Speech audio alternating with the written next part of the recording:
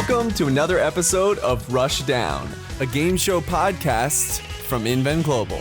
My name is Aaron, and I'm your host. I'm joined, as always, by my co-host, Olivia, who's in the closet once again. How are you, Olivia? Sweating.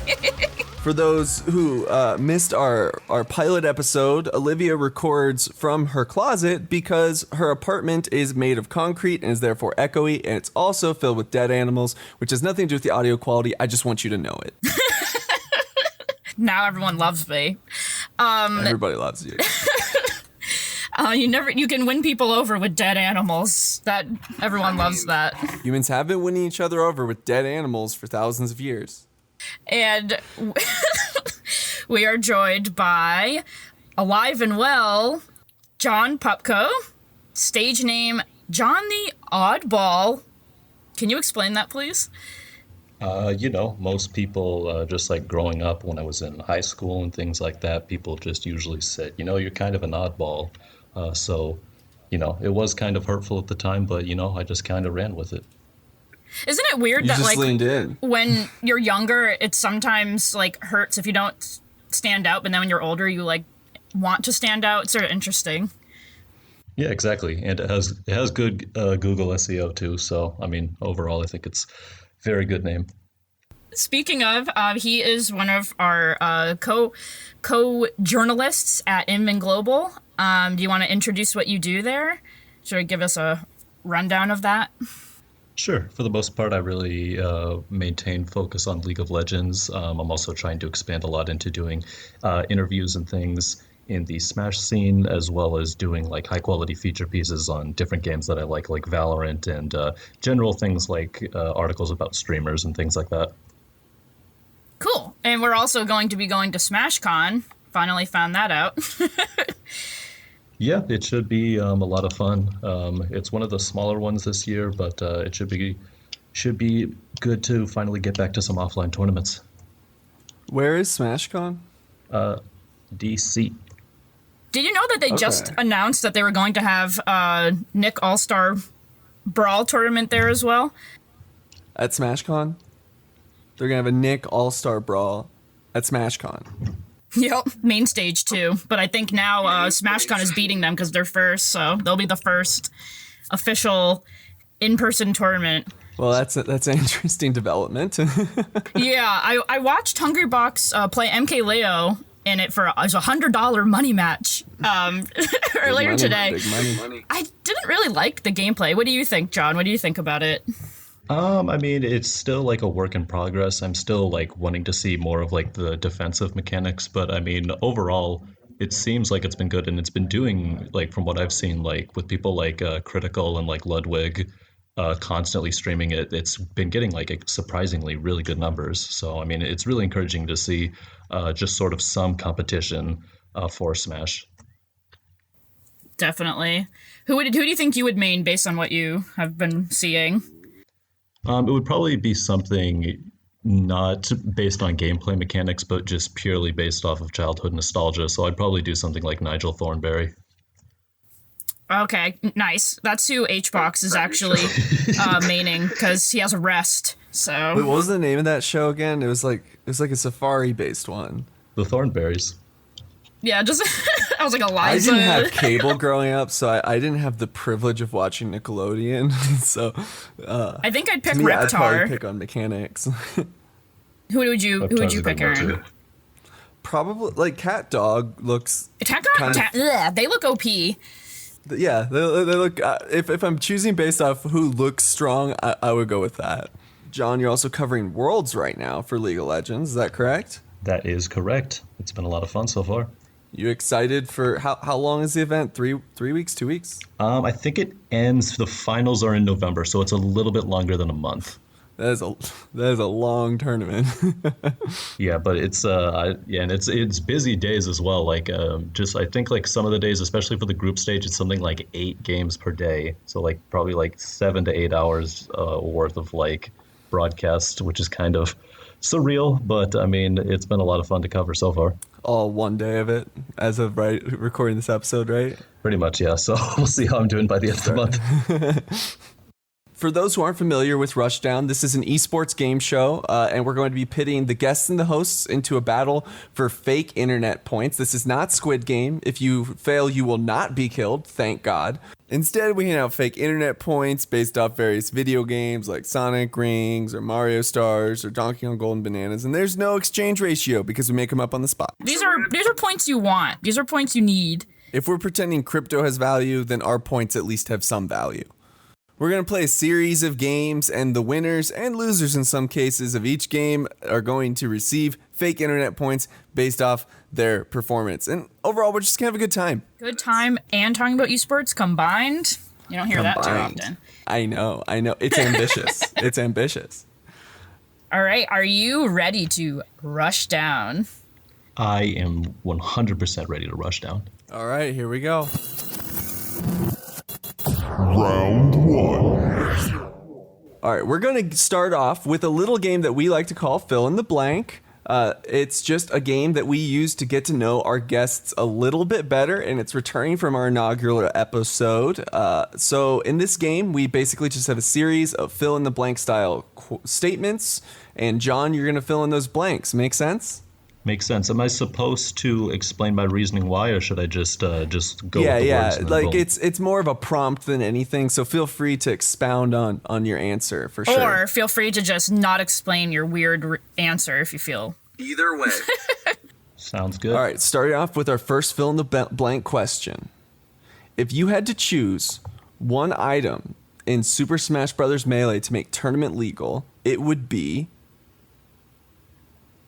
Probably Goldeen from the Pokeball, just because it doesn't affect the game at all. So it's basically But what about that 1% from throwing the Pokeball?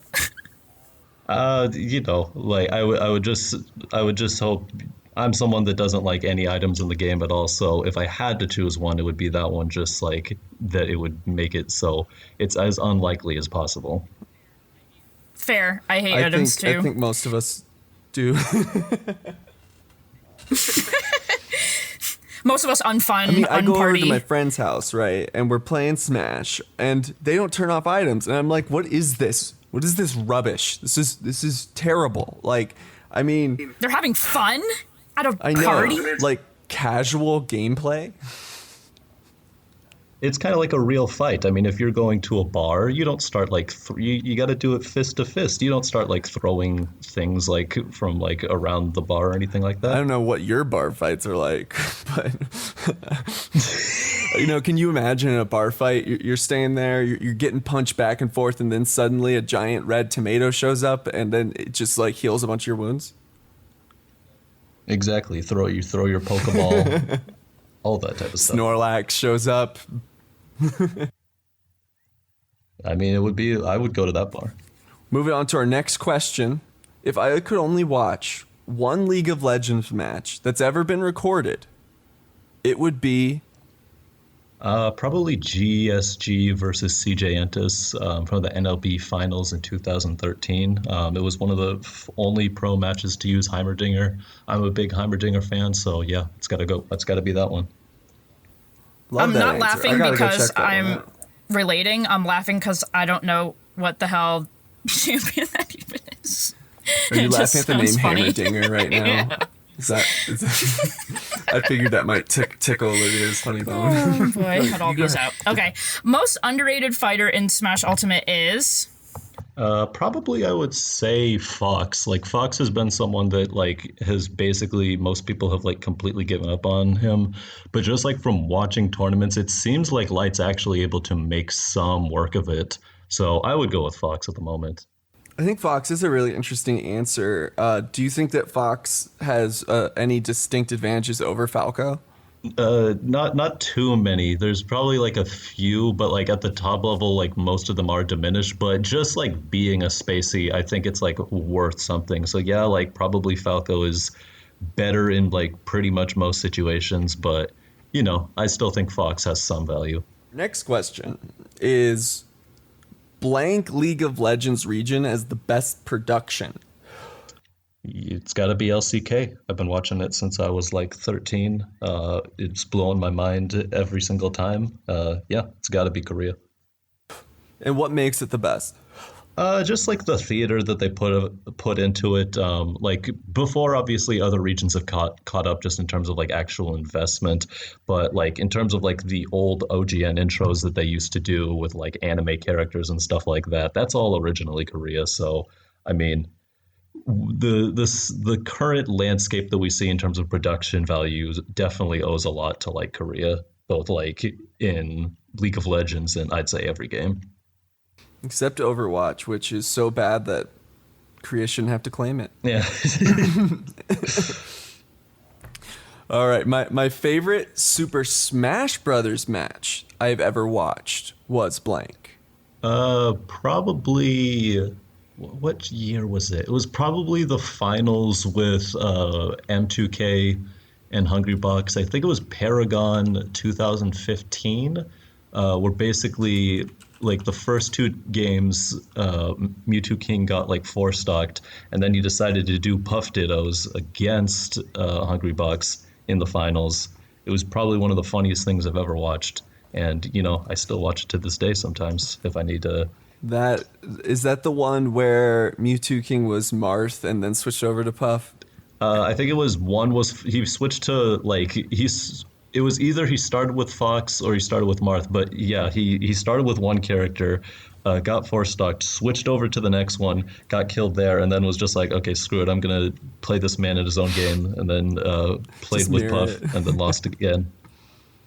So he ended up losing that. Yeah, he ran the gauntlet and lost every single time. It was beautiful to watch.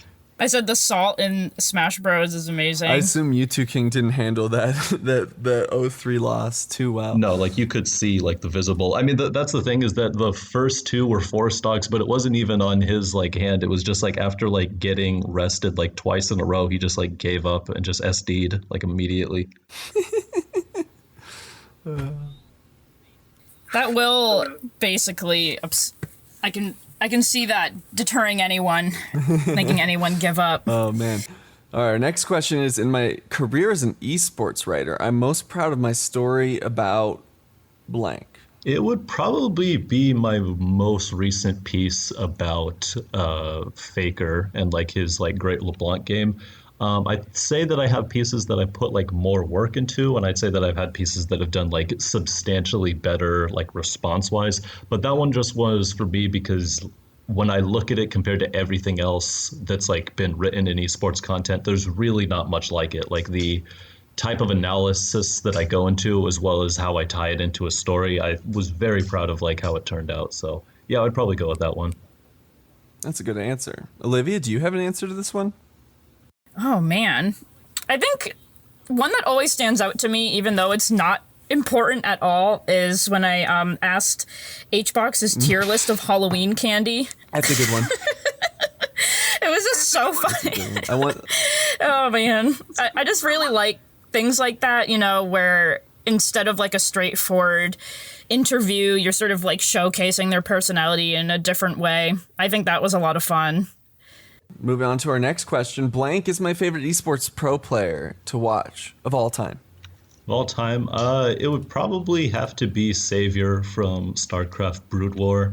I'm just always someone that's a sucker for like the villain angle, and also Brood War fan. yeah, and just like his Zerg is like probably one of the most like fantastic things that you can like possibly watch.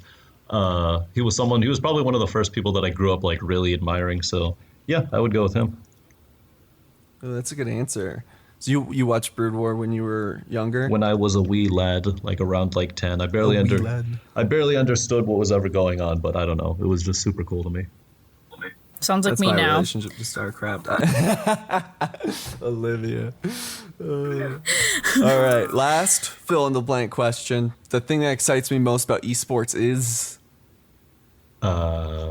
If I were to give a serious answer, I would probably say, you know, something along the lines of just like the fact that it allows anybody to be able to compete on a level playing field. But I mean, mostly it just like comes down to I like being in Twitch chat and just like seeing just people's funny reactions. That's where probably I get the most smiles from. that's fair. Olivia, do you have an answer for this one? I think the community. I really love how passionate people are about the teams, the players, the games. I think it's just a really exciting community to create content for. Yeah, totally. That's probably my answer too. I really. I also enjoy like just annoying them. Yes. If hate I is like setting them engagement, off. as I always say. Okay, well that completes fill in the blank. I'm going to award. First of all, I want to award John with a final Smash. Bada bing. I know you hate items in Smash, but come on, if you're gonna have an item, this is the one, right? This is the one. Look at that. It's right there. And then Olivia, I appreciate your answers as well. So I'm gonna award you with just a little bit of League of Legends gold. Not enough to buy anything, but you know. Nice. I will never even be using it. Right, But I will Olivia's cherish it not forever. a League of Legends person. That's going to come up here in a second. All right, so you know, stay tuned. We'll be back right after this with our next game. Round 2. Our next game is called Debattle Royale. This game is returning from our inaugural episode. It involves a free-for-all debate between the competitors about various topics from the world of esports and gaming. At the end of each debate, we'll have a vote between the three of us to determine who the winner is. But since you can't vote for yourself, you're going to have to convince your fellow competitors to vote for you based off the persuasiveness of your argument. And of course, fake internet points will be rewarded to winners and sometimes losers based off their performance.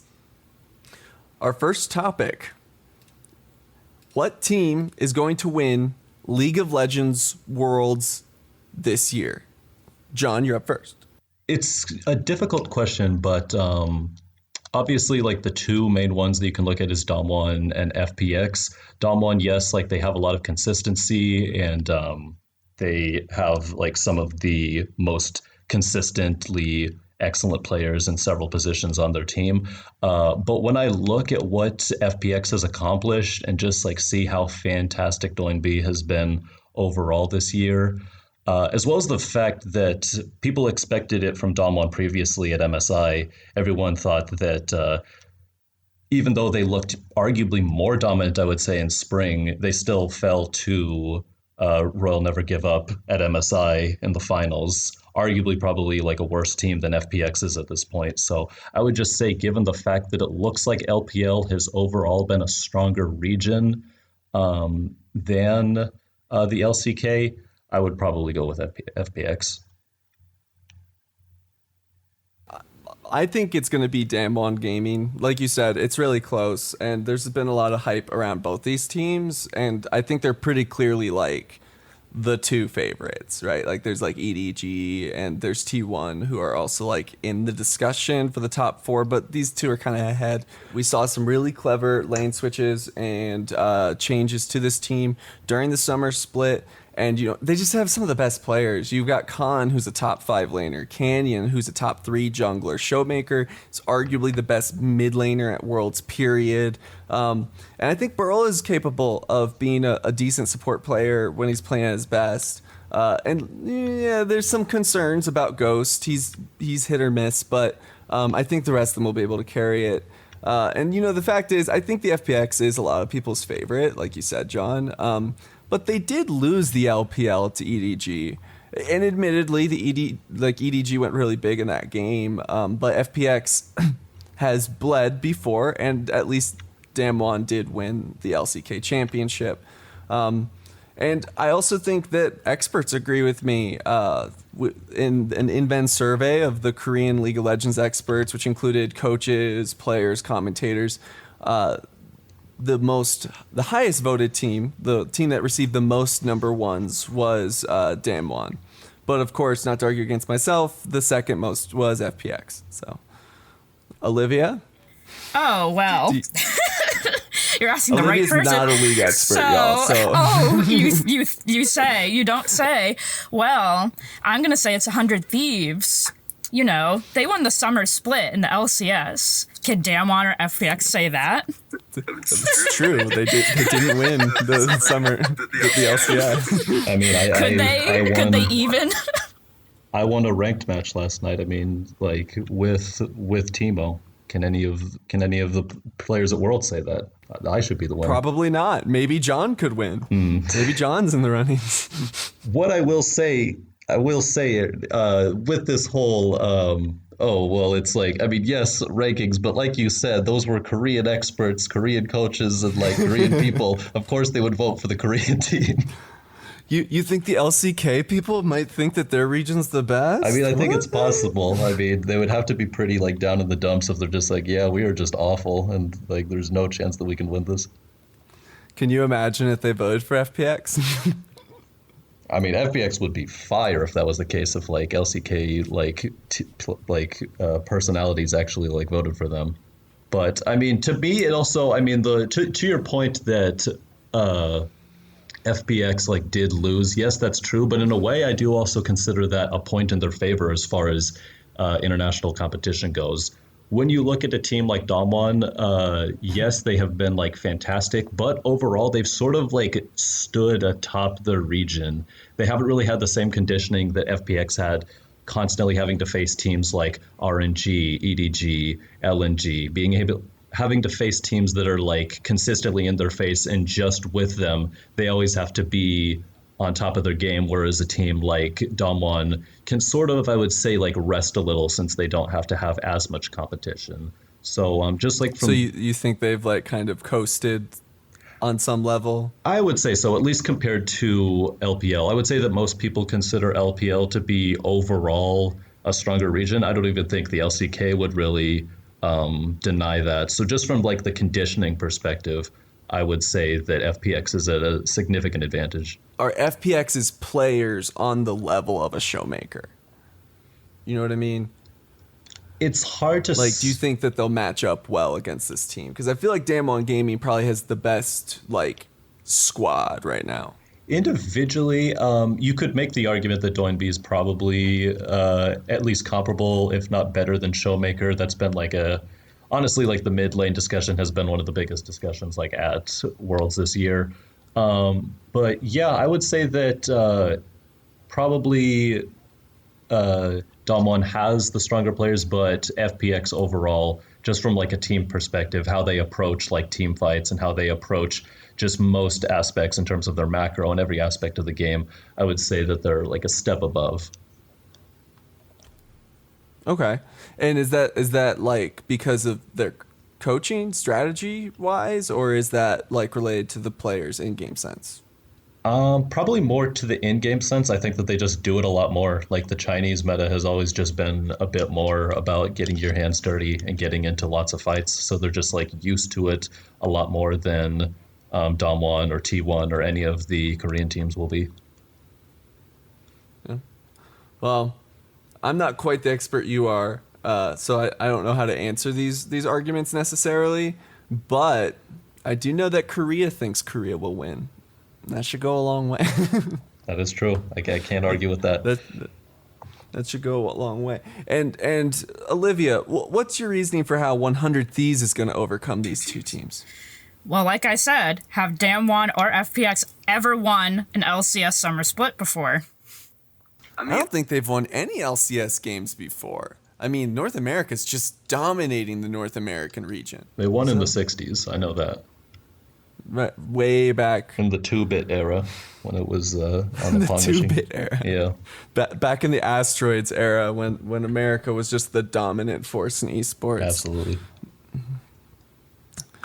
Well, I think we can take our vote. And, I think no one's voting for you, Olivia. Sorry. Really? So you're the swing vote. Do you think it's going to be FPX or Damwon based off of the arguments presented here today? I'm going to say Damwon. I think John is winning this debate on the arguments, but I'll take the win. What if I was going to vote for Damwon though? Then I would still win the debate. Ultra win. Shoot, I didn't pick it up though. I have some stuff to give out. I'm going to give some Banjo-Kazooie feathers to John. Still really good arguments. Could have swayed me if I knew nothing, but unfortunately I know too much about League.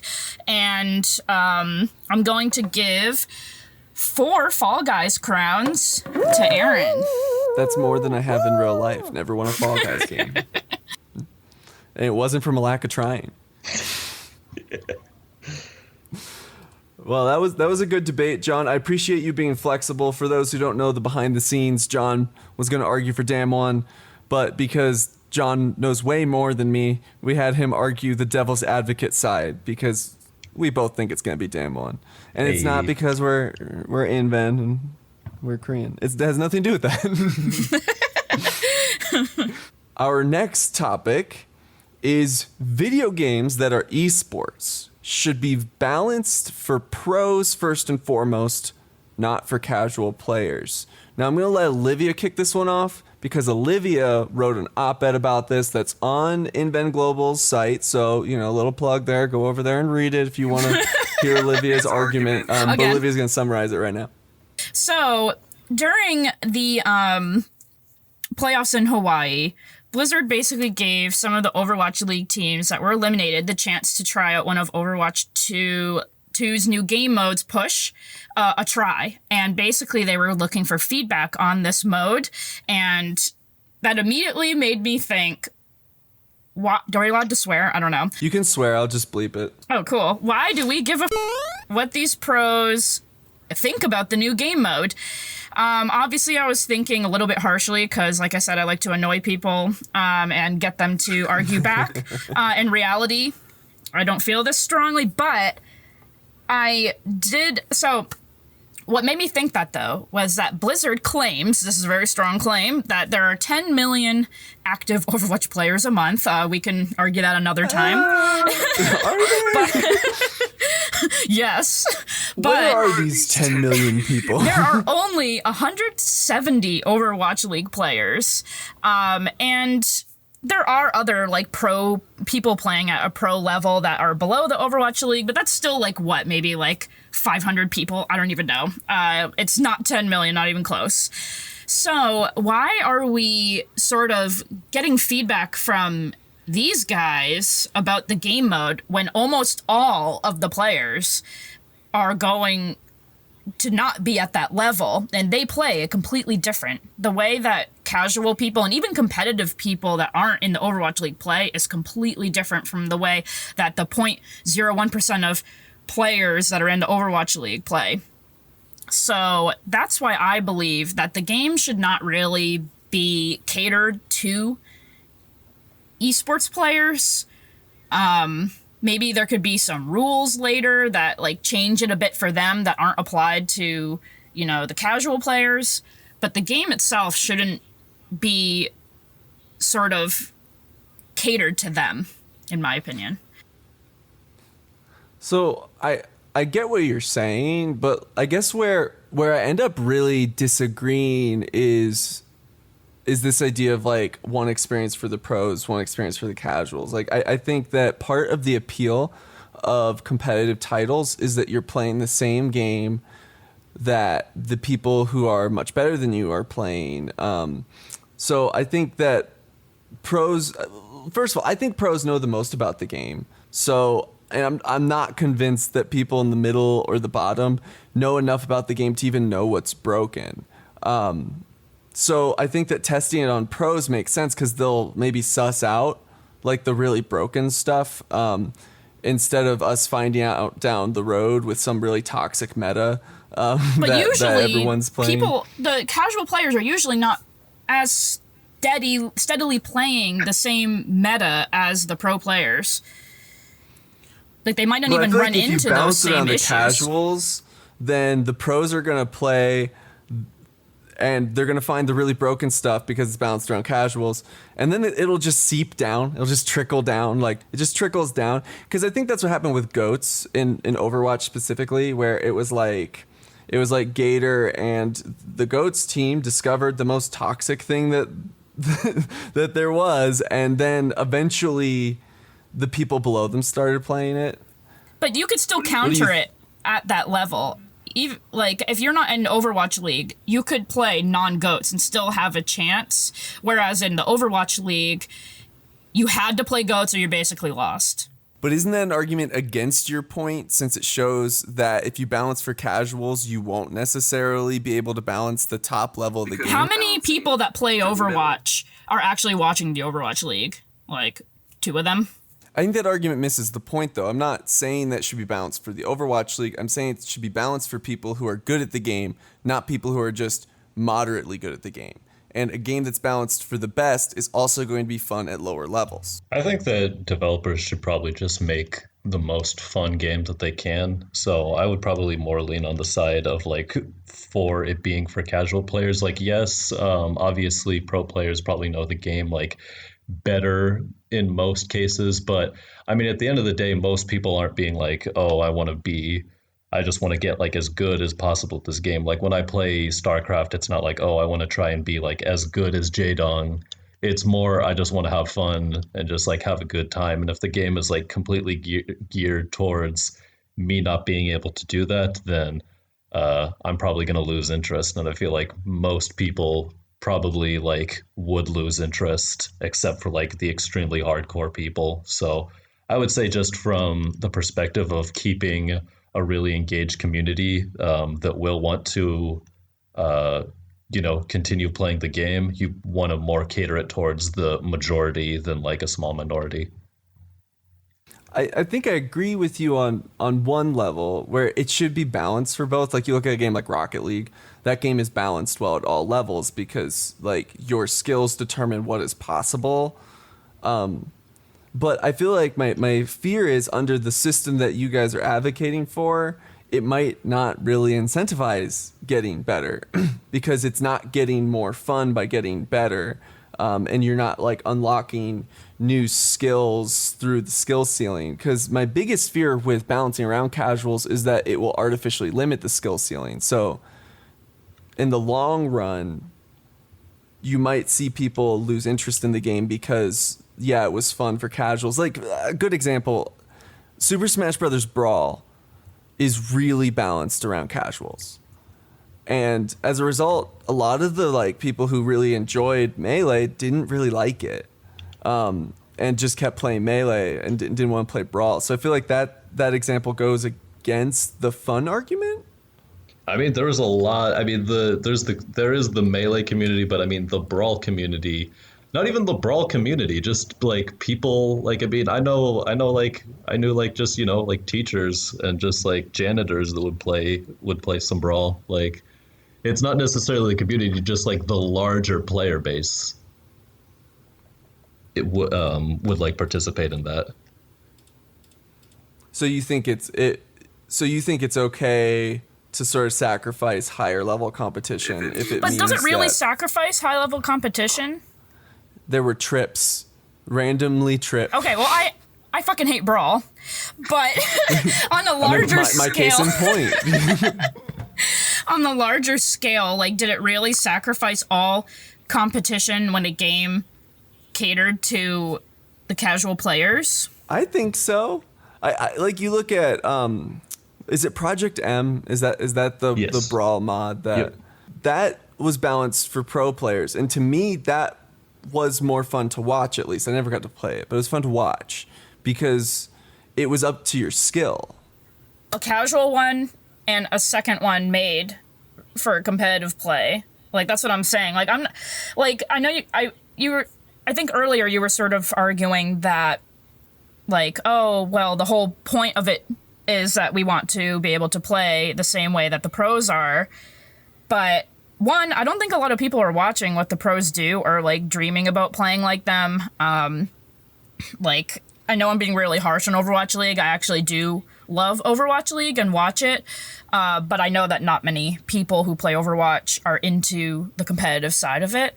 I forget where I was going with this, to be honest. But I think that, Like, to me, it's not about watching the pros play. It's like this balance philosophy says balance for the top, not the bottom.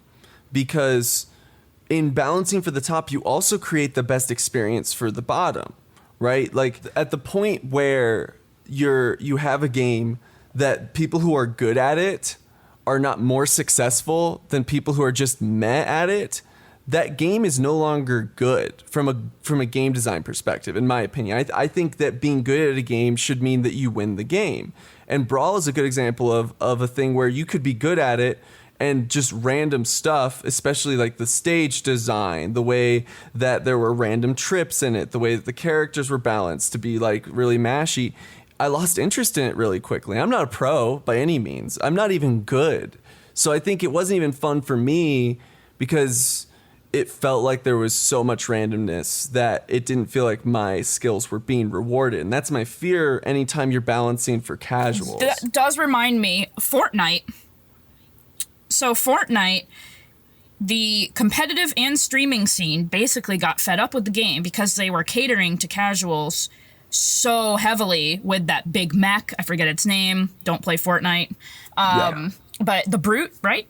Yes, but they were, that was it. yeah, like there was just so much RNG, so many things. I think Epic even stood up for it and said at the time, basically, we did this so that casuals will know how it feels to kill someone. And it did kill the game. But I think that's an extreme version. Like when I say I don't want them to cater to Overwatch League pros, I'm not saying to make the game really stupid and easy and have all these handicaps for bad players. I'm just saying like their feedback is most likely meaningless to the majority of people that are playing. And you said that they would find like all these like ways to manipulate the game and find all these different like metas, but other players won't, and even if they did, there'd be other people out there that could easily still overcome it with their main because they're not at that top level where every single decision matters. You can still. I don't think that's really what my argument is. Like, I mean, I did make that argument, but like, I think my main thing is I think Dota 2 does it right. Because at the top of Dota 2, there's a bunch of viable stuff, and as you trickle down. Different things are viable at different levels just because of the different levels of skill it takes to run particular strategies. And I think it shakes out to kind of something interesting. If you do get better, you unlock access to more ways to play the game, but it's still fun on the lower level. My fear with balancing for casuals is that you might make it fun for bronze, silver, but that it stops being fun the better you get.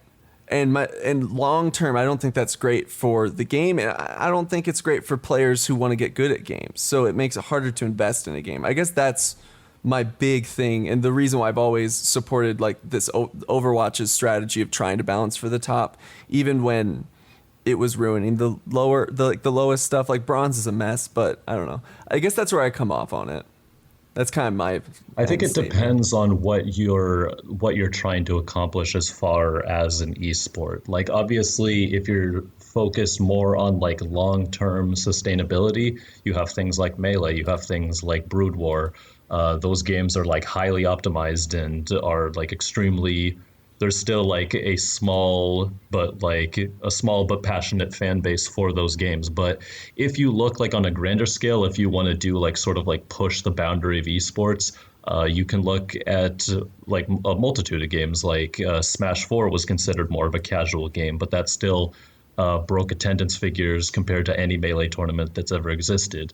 You look at something like League of Legends, which for all intents and purposes was laughed at originally by communities like in StarCraft, like in Dota, but obviously League of Legends has probably been the most popular esport for like the past 10 years. So I think in terms of keeping people engaged, having a more casual experience, you're getting people interested in the game that otherwise will never touch it. Like, yes, there probably won't be as many people like as many hardcore people like attaching on, but I mean at the end of the day, like in terms of actual large amounts of people, it's always better to go for a more casual experience and just try and get as many people to be able to try out the game. I guess what I was gonna say is it seems like John's sort of in the middle. So I was gonna say I think you're the final decider here. So what do you think? What are you voting for?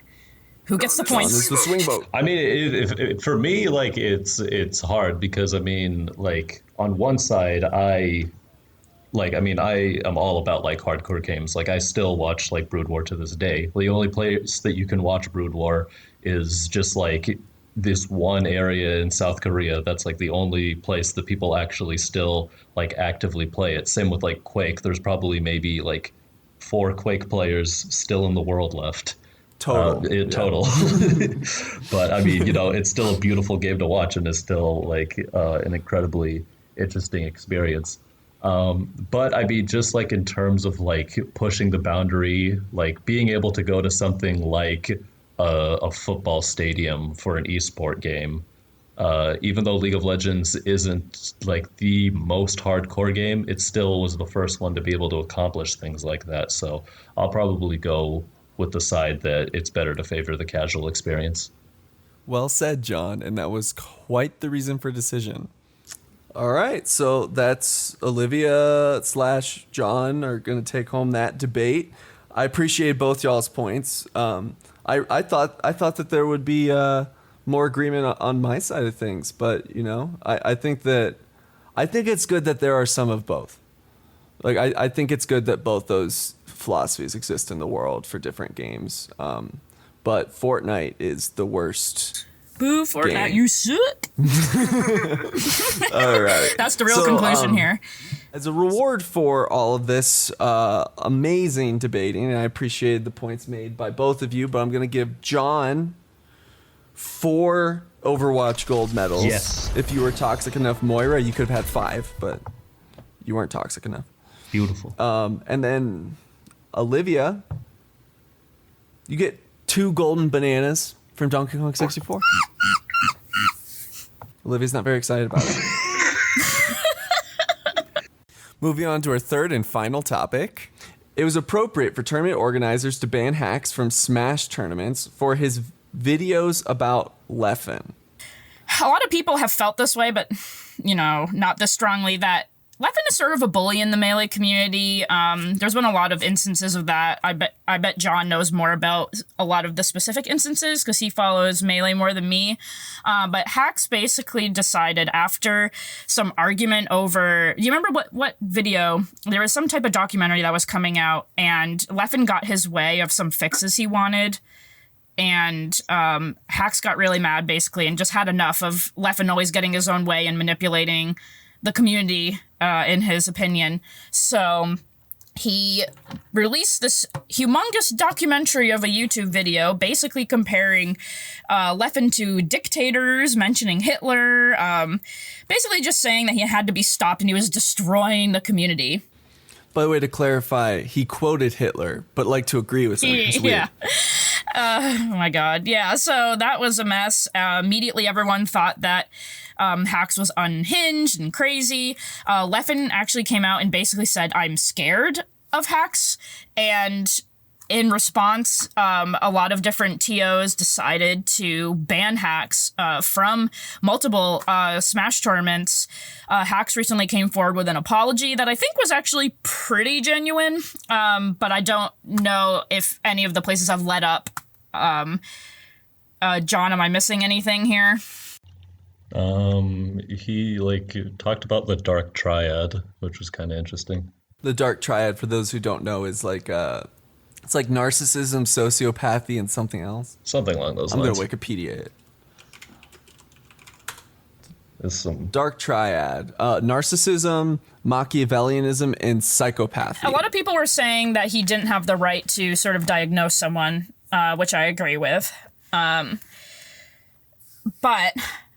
I don't know if Hax should have been banned. I feel like there's been a lot of strange drama in Smash, and I don't really... I mean, I guess it's different because if Leffen truly was scared, that's one thing, but I just don't know if this was really, like, a dangerous instance. It seemed more like pent-up drama between them. I would say probably. I mean, I'm probably one of the more forgiving people. I think that most people should be forgiven for things, but I mean, I think at the time that it probably seemed like it made sense. Just given the fact, I mean, if you have someone making a 2.5 hour documentary, like just obsessively going to every detail of why that person sucks, and just like having them like potentially at like an event with like another person, I don't necessarily think like that it might be like a safety like thing. Like I wouldn't like put that like, oh, like Hax is gonna like kill him or anything like that. But just the amount of just like unnecessary drama that it would probably bring, just like from, instead of focusing on like the games and the different like players in a competition, if instead all you're focusing about is just like, oh, Hax is at this event and Leffen like is at this event too, I wonder if anything's gonna happen. What's gonna happen? Yeah. That just seems like too much of an unnecessary distraction. It sort of is upsetting because while I think what Hax did is over the top and definitely uncalled for, at the same time, I feel that this has probably been a long time beef and a long time anger towards Leffen for always manipulating situations and always bullying people on Twitter and things like that. And it's like at the same time, while Leffen didn't make a 2-hour-long video, I think he's had sort of like years of problematic behavior, yet he's never really faced anything for that. And then Hax sort of points it out and is basically like, whoa, this is too dramatic, and it is not allowed at tournaments. It doesn't sit right with me, although I think his video is definitely very weird. I think now that he's apologized, I hope he is unbanned, because I really feel it's just some stupid drama between them. Yeah, I feel like I think I agree with the initial ban. I think that the apology should maybe change things. But as far as like, should they have banned him initially? I understand suspending somebody from competition for a certain amount of time because of misconduct. I've always had one of my biggest fears about like these sort of underground esports, if you will, quote unquote, like Smash or Warzone's another one, where the competition isn't like officially sponsored by the company that makes the game, and there's not like this big infrastructure. My biggest fear is that they can't self-regulate, and that when abuse does happen, that they can't do anything. And in the context of what had been happening with Smash in 2020, I can understand why tournament directors might be kind of antsy and might pull the trigger where they might not otherwise. So to me, the fact that they banned him was kind of a signal that hopefully the Smash community will take this stuff seriously in the future, but I don't think the ban should be permanent.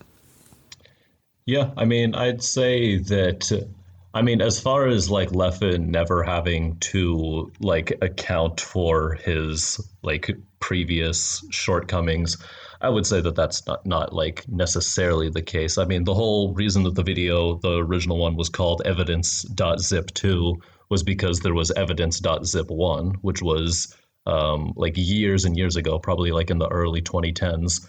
When Armada basically and a bunch of members of the Swedish community called him out for things like toxicity, and he was actually like given punishment and he was banned, and he reformed over time. And yeah, I mean, he always has been someone that could be like a bit obnoxious and can be like a bit of a trash talker, but I would say that overall he is more of like, you know, not a negative force on the community. I would argue as a positive. I can see why some would argue like that he is a negative, but I'd say that like you could, at bare minimum, he's just like a neutral addition to the community. And I mean, looking at that example of like the original evidence.zip, that was something that was handled with way more tact. It was handled like in a much less like flamboyant manner where like there was like a big show made out of it. That's the angle that Hax should have taken. The fact that he made it so like obsessive and just stirred up the pot just so much. He kind of like put him on a little bit like a flat earther conspiracy video. Yeah, like he kind of put him on himself for people to not like take it seriously at all. And I feel like he knows that now, that he kind of does regret it. So I don't agree either that like he should. I mean, I feel, especially since he's apologized, maybe sometime down the road, he should like be brought back, because I mean, Hax is still awesome. Like if you watch his Captain Falcon sweet, the best Captain Falcon I think I've ever seen really ever. good. Yeah. If we get like back to those days, well, obviously he doesn't play Captain Falcon now. I don't want anybody saying, but he plays Fox now because, like, he's known for his Captain Falcon.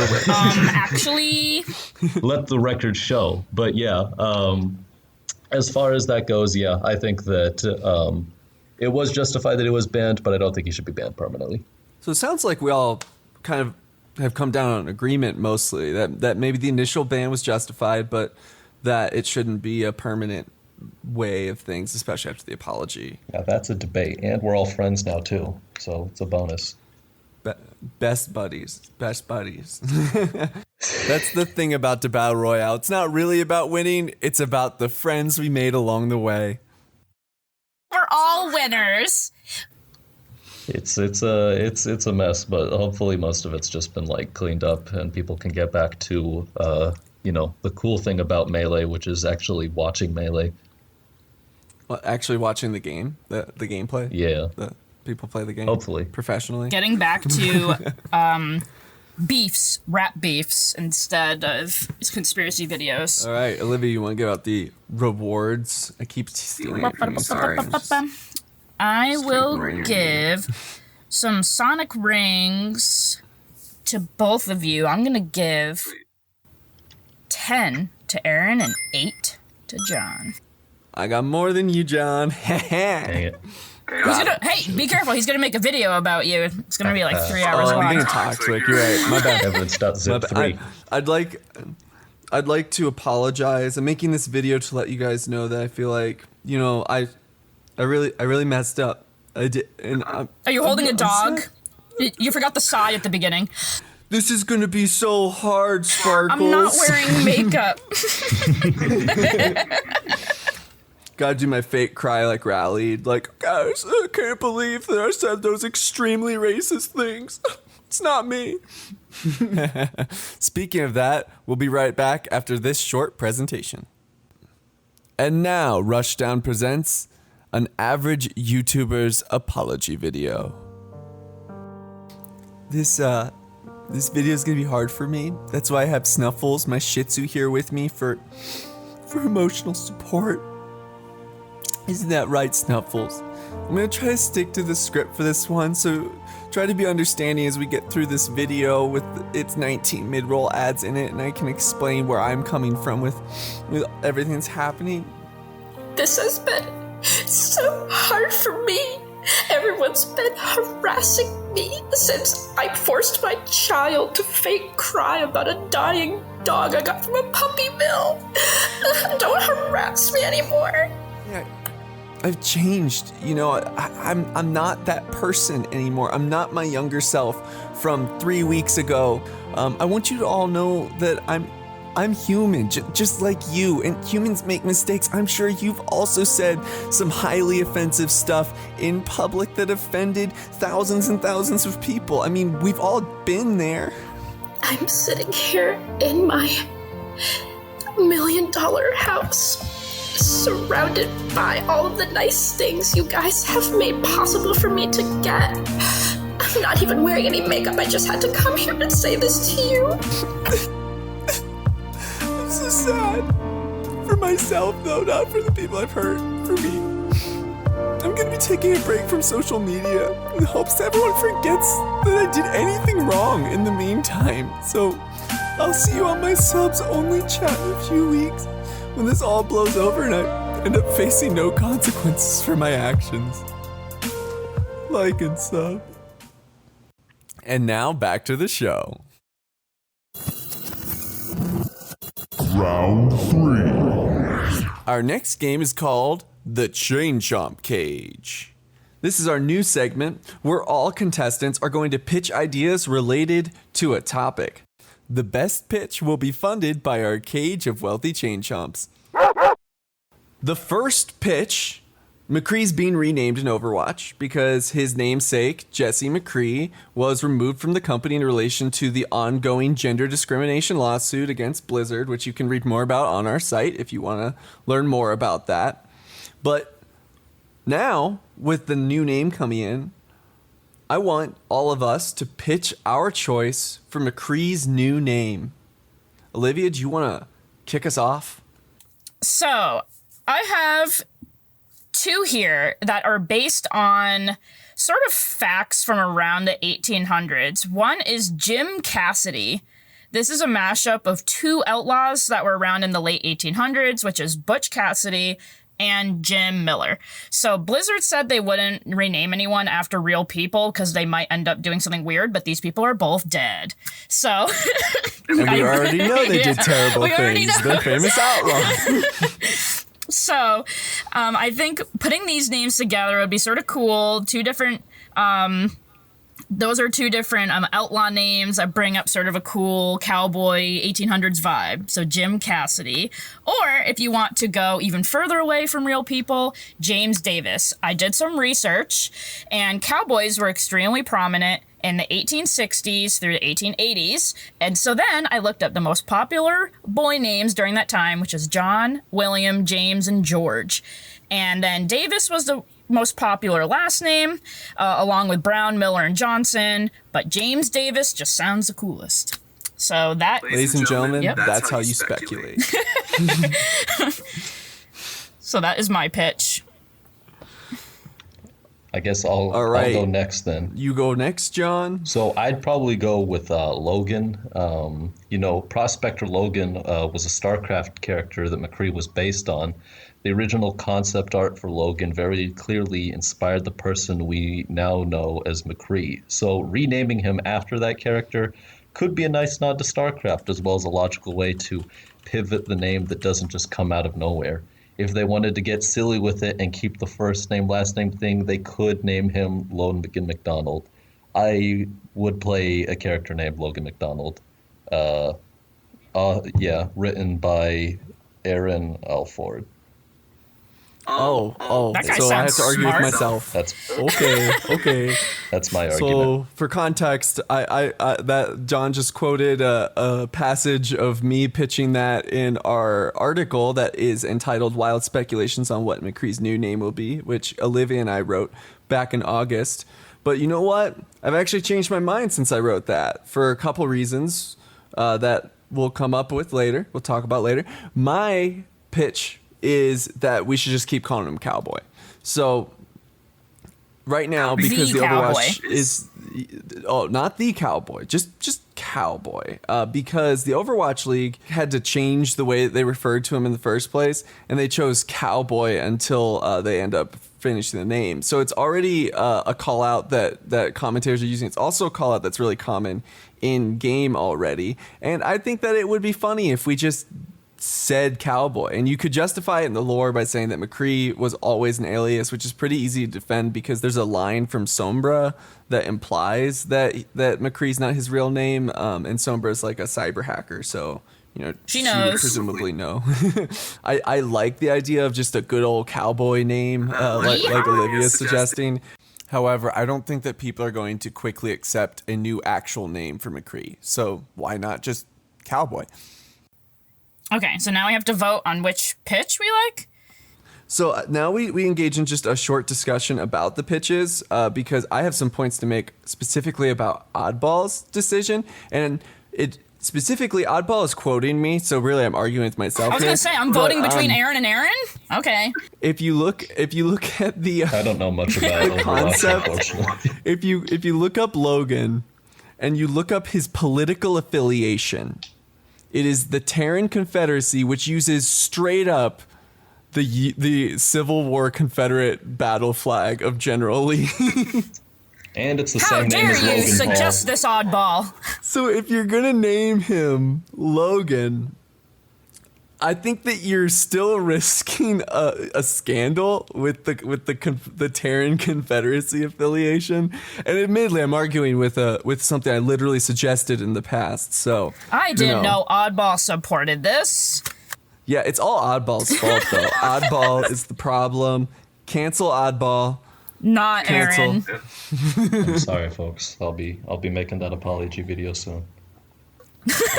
So those are kind of my thoughts on Olivia's and John's ones. I think Cowboy works really well. We already call Winston Monkey. Let's call the cowboy, I guess. Beautiful. I don't know. I still like mine because, like you said, Logan is problematic. And we're trying to avoid that, obviously. Cowboy is boring to me, and yeah, we call Winston the monkey, but not, like, officially. I don't know. True. I just don't like Now it. I'm advocating we change Winston's name to Monkey. Wait, sorry, no, to Scientist. Yeah. Everyone is just their occupations. People would find something problematic about that, too. Are we judging people by their income and Soldier their... 76 is named after his occupation. So I think the cowboy would be sort of funny, but I don't know. I have to stick with mine because I think that it has like the same type of ring as Jesse McCree, because Jesse McCree wasn't named after like anything significant. It was just some guy. So obviously mine have the same tone where it's just like men's names, but it has that same feel of a cowboy's name. I think it would just match his personality and really easily blend in with all the existing lore and voice lines. Okay. Why is it Oddball? gotta be something based off of game lore? Why not just Clint Eastwood? Just straight up because they said they'll never name that. They don't want to name people after people who are And real. plus, Clint because Eastwood's last a time they creep. did Isn't him. he the old guy that keeps making movies about how he keeps falling in love with like 20-year-olds and dancing and sleeping with 20-year-olds? I can't stand that guy. It's also a good gorilla song. I think it would be a fantastic idea. But I mean, I'll go ahead and vote for Aaron's since he gave me the original one to read off of. So thank you, Aaron, for doing that, and I'll pay back the favor by giving you the vote. I think I got to vote for Olivia because I think that Logan ultimately will go against the purpose of the name change. Not what you want to see. I guess And I Olivia, have your to vote? vote for Cowboy.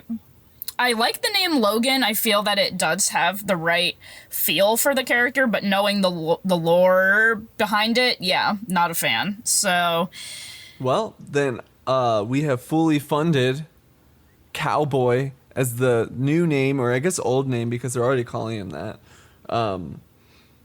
So instead of Overwatch coming up with a new name, they're just going to mail it in. That's the plan. I think that goes with their modus operandi. yeah, they have bigger problems. They can focus on those now. By the way, Olivia and I, big fans of the Overwatch League. We just like to use it. as a You can punching tell bag, we just okay? love it. We're huge such big fans. fans. All right, moving on to our next pitch brief. Optic and FaZe did a really weird collab recently where they just slapped their logos together on something despite Riveting. being competitors. Pitch your own dream esports company apparel or weird merch collab. You can Okay. do either. I'm doing a weird merch collab. But you can do it. I have a collab, but it's not between two esports teams. So Go, Olivia. Okay. At a recent, well, not recent anymore because of the pandemic, but at one of the previous tailgates at the LCS, I remember that Team Liquid was handing out these cards with different League of Legends players on them. So they're no stranger to this. I say Team Liquid X Pokemon. And instead of just collectible cards, these are cards that actually have abilities and attacks with all their players, not just League of Legends. And basically you can build a deck and fight with all the different Team Liquid players. That's a genuinely good idea. I know! I sort of That's don't a even want to say genuinely this good because I idea. don't want anyone to take it. But They should actually do that. I think it would just be so fun. Like, oh, what's your favorite deck? Oh, right now I'm playing the Rafa deck. Rafa. Oh, do you have a pitch, John? Like everybody talks about like with esports merchandise how it's like, before it's like, oh, you wear that type of stuff at tournaments, but now you can wear it anywhere. It's actually clothing that you would want to wear anywhere. The thing is, I already had a terrible sense of fashion before like this whole thing with the esports merchandise like took off. So I would want to bring back. Me too. I would want to bring back, corny clothings, like maybe a shirt that says like, where it's like the sort of instructions for like a heating unit in a bathroom where it says like press here, receive bacon, and then it just has TSM on the back. Something like that. Like old school graphic tees. Old school. Walmart's trying to pick up on that with their esports collection. Yeah, exactly. Like just dad jokes on the front, esports in the back. Both pitches I would fully invest in. So mine is in the spirit of the weird collab idea. So I think that it would be good for G2 to collab with Sentinels for Valorant, maybe some shirts. So G2 and Sentinels have been beefing against each other since August as like this weird manufactured feud. They even started fighting before they were having a feud. They never played each other Yeah. before, and they were like, "Yeah, we're huge rivals, biggest rivals in esports, basically. Never played each other, but you know, The 0-0 rivalry. So in the name of that 0-0 rivalry, I think that they should take the banner that G2 flew over Berlin that said Sentinels, and I think that they should turn that into a series of merch that just says Sentinels, but they split the profits. That would be pretty funny. You can make like a whole series of 0-0 rivalry just written on the front. Yeah. We're going to call it the 0-0 series. You know, it can't be worse than that tic-tac-toe thing. Was that G2?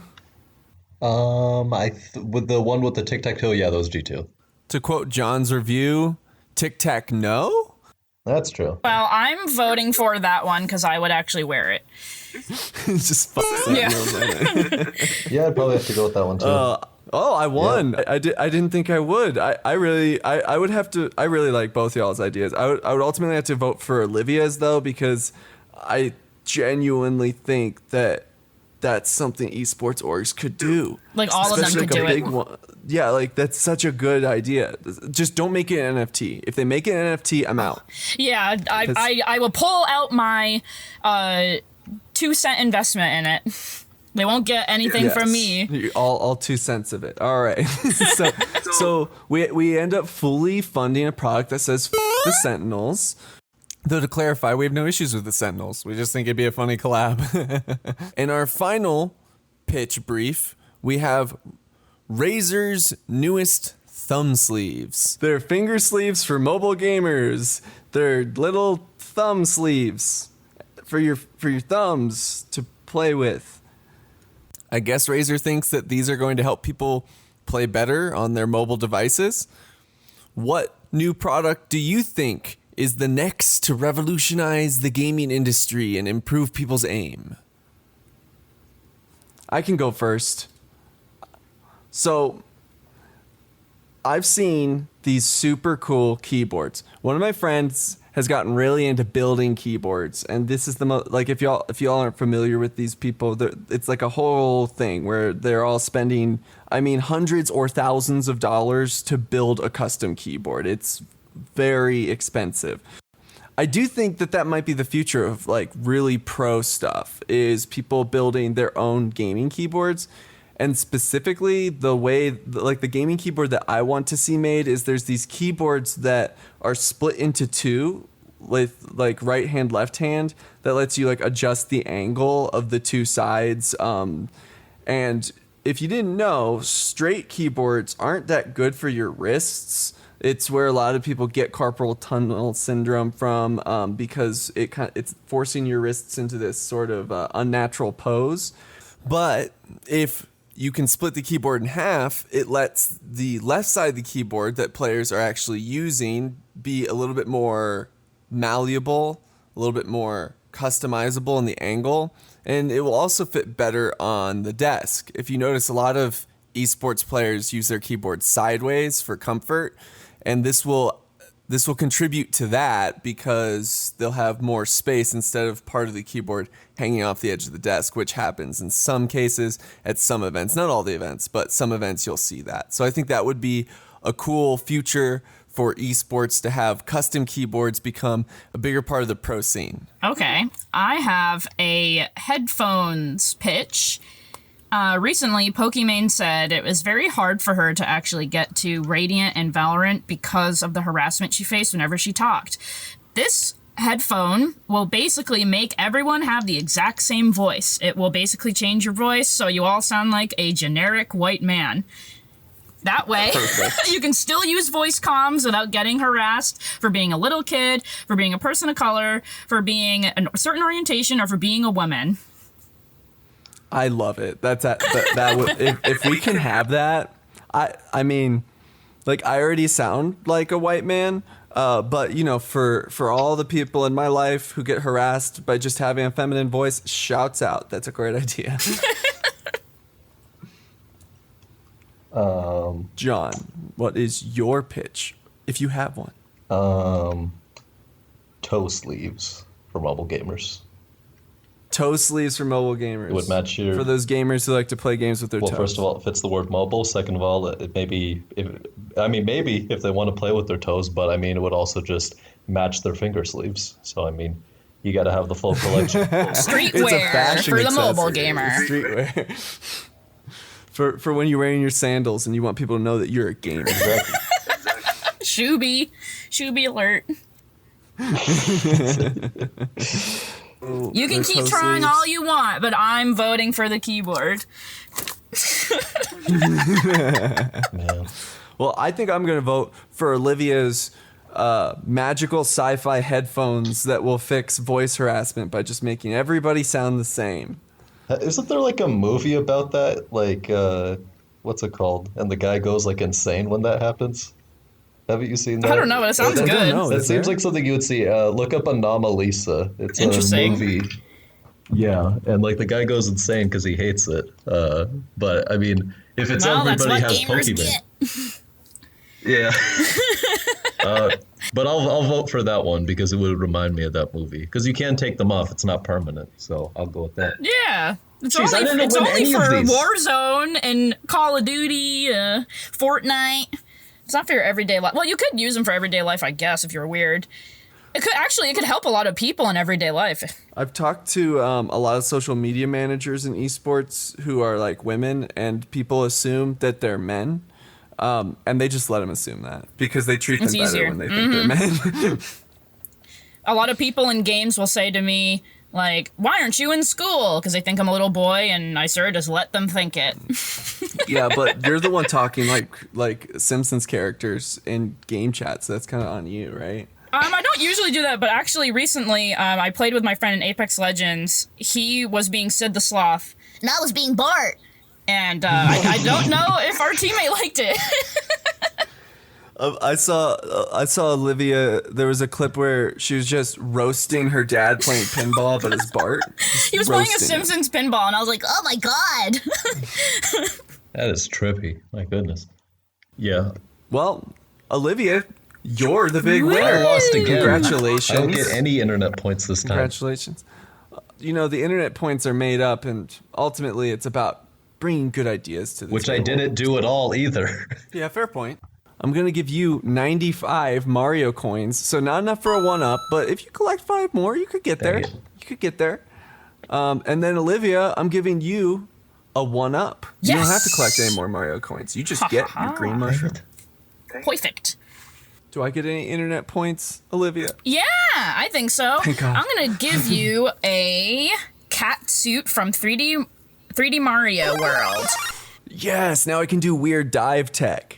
I mean, the game is basically like 50 times easier, like 50% easier with the cat suit. Like, completely changes the whole game. I used to play the Mario Maker 2 speedruns, and one of them was a cat suit one. Nice. I was so bad at it. So bad. I still got Mario Maker in general. Woo! Yeah, that's fair. Mario Maker is a testament to the fact that people just want to make Mario harder. That's what that game's about. They did it before with like just like like ROM hacks like Kaizo Mario.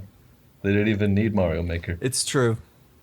I think that's actually where Mario Maker came from. I think Nintendo was like, they keep stealing our game and making a better one because we're bad at making Mario games. So instead of making a good Mario game, what if we just let them make it for us? It worked out.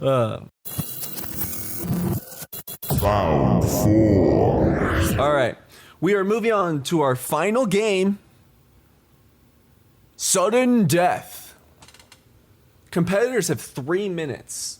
That's right, 3 minutes, folks, to come to a consensus on 5 topics. And considering we're going way over time, it's a real challenge here. All right, so I'm gonna set our 3-minute timer.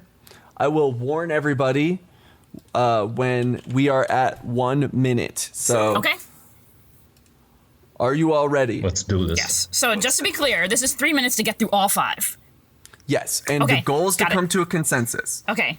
So we can't move on until we come to an agreement on which side we as a group are voting for. Dun dun dun. Dun, dun, dun, dun, dun, dun, dun, dun, dun. And here we go. Topic 1. Twitch is a better viewer experience than YouTube. Yes. I agree Yes. with this statement. All right, moving Woo! on. Topic 2. Super Smash Bros Ultimate is a better game than Super Smash Bros Melee. Yes. I No. disagree No, with not that. even close. 100%. Okay. Go, John. Tell Convince us me. why. Convince You me. take it. You take it. Better online experience, like decades of not decades, but almost decades of meta development. More compelling pro scene. Boom, done. Yeah, I tend to agree with John. I cannot believe we're saying this, but a game that's super, super old has way better internet than Super Smash Bros. Ultimate. Internet, I agree, but I just think that Ultimate is more fun to watch. The roster's bigger, the meta's more dynamic, the players are younger. There's a new scene coming up, but I'm willing to say Melee is better to move on because I don't think it's that much worse. Okay. And I love think I'm gonna HBox. I stick love with watching Melee. I love watching the 5 gods, so I'm good with it. All right. We have decided Yes. Melee, but Olivia's protesting. Number 3. Twitch should ban gambling entirely from their platform. Yes. I agree with this. No, I don't. Explain. John, go. Tell me why. I think gambling's okay every once in a while. Like, I mean, you know, Only you, if you it- go to Vegas sometimes. You like. Okay. I don't want to So talk. I have no issues with gambling. My issue is that gambling should on be Twitch is a very age-restricted. adult activity that ultimately drives down CPMs for all the other Twitch streamers because it's harder for advertisers to advertise on a platform that is engaging in such an adult activity. I think that it should be age restricted. I just, you can say all you want, like that it's not the streamer's fault, but they know that kids are vulnerable and stupid. Who doesn't think Okay. that? And all their fans are going to do it. And they're being most likely paid by these gambling companies to do this, and they're probably even rigged. So, I don't know. I For think the it's... sake of time, I'm okay with settling on a compromise that's age restricted. We have 1 minute left. Okay, I'll agree with you guys, but there should be Twitch After Dark, which is like the Ooh, okay, I gambling agree. site. I I agree agree. with that. Okay. I agree with John. All right. Number 4, the worst cast voice in the new Mario movie is, I think it's Jack Chris Black. Pratt. I think it's Chris Pratt because Chris Pratt showed us his f***ing voice and it was It's a me, Amari. and it was terrible. They Boom. cast him without even making sure he could do the voice. This is tough. Okay, I picked the unfunny comedian 30 who seconds. is Toad because I just don't think he's going to be able to sound like Toad. His voice is too low, and he's not going to do Toad justice. I think Mario's worse because Keegan-Michael Key's actually talented and Chris Pratt's not. I can agree with that. Let's go with Chris Pratt. I'm not even going to argue Jack Black, otherwise we're going to lose this challenge. All right, we have 12 seconds. Do you agree Sora with Chris Pratt? choice. Yes, Sora. You got Haley Is Joel Sora a good Osment in choice? Smash. Yes. Yes. I think it is. Yes. Okay, we Haley have 3 Joel seconds Osment. left. Boom. Okay. Woo! We made We it. successfully completed the challenge. We fun. had 3 seconds remaining on the timer. Can I just say that was fun. that I really didn't want Sora in Smash, but I think he is a good choice. He was the most voted 6 years ago. Everyone loves him. I think he looks fun. The moveset looks good, and I'm glad it's not Crash, so I'll take it. Since we didn't have time to get into your argument about Jack Black, do you want to expound why you think Jack Black is the worst casting? Because usually people say he's the only Does good one. Jack Black remotely sound anything like Bowser? Like, have you Yeah, heard Bowser? I mean, So I it's get gonna what be. you're It's saying. obviously gonna be very comedic because this is Illumination and they're not funny and they're bad and he's gonna be a villain that's yeah, more the worst funny. casting is Illumination. That's What that was gonna be my main argument if we had time. Is that Illumination is the worst cast. I can't stand all their movies. I can't stand the use of celebrity voice actors in general. I'm really into actual voice acting. I just find the whole thing insulting to Mario. I'm going Well, I mean, to sometimes I'm going to just play the Chris Pratt clip of him doing the Mario voice. You all can judge right now. It's a me, Mario. How was that? It was terrible. Have you guys heard it? Have you guys heard it? I have the clip. I can show it to you. The question is, do I want to hear it again? It's a bad. It's a bad. So one Do you thing know I that do he's want to not do, memeing? huh? He could be memeing on Yeah, The people. problem is he's not funny.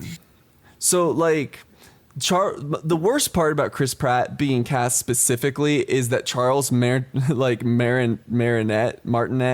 who plays Mario and has played Mario since 1990, is still alive, and like is doing stuff in 2021. He's voicing Mario in games. I don't understand why. Like I Because of I wrote down a celebrity quick power. list. Like his first game that he played Mario in was Mario Teaches Typing, which I'd never heard of, but I would let Mario teach me typing. Then he did Mario 64, Mario Kart, Mario Party. Like he's done Mario Sunshine. He's done all the major ones. So that's the real cardinal sin. I just can't stand celebrities as voice actors. They are not voice actors. I don't like Illumination. I am already looking forward to fart jokes, celebrity jokes, and pop music. I mean, I if think a it's Mario movie's good, then it's violated the purpose of Mario movies. I think it depends. I think you can have good celebrity voice acting. Like if you look at any Studio Ghibli English dubs, like That's it's true. mostly filled with celebrity voice Not acting. But these, it's though.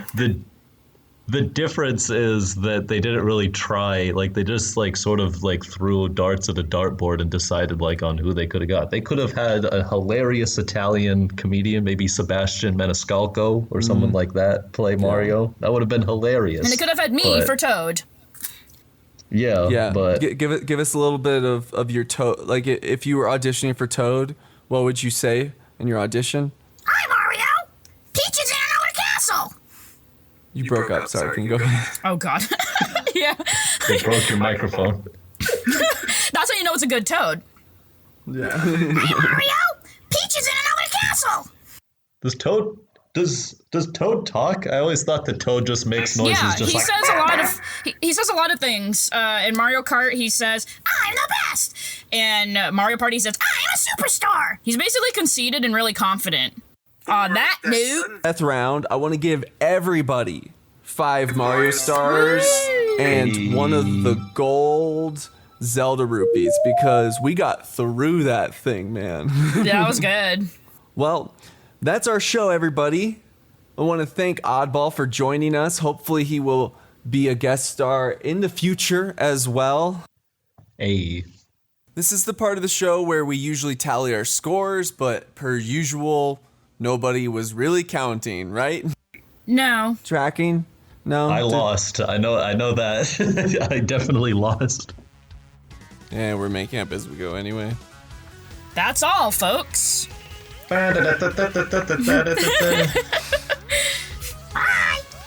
Rushdown is a podcast from Inven Global. Rushdown is directed and produced by Aaron Alford, hosted by Aaron Alford and Olivia Richman. We'll see you next time.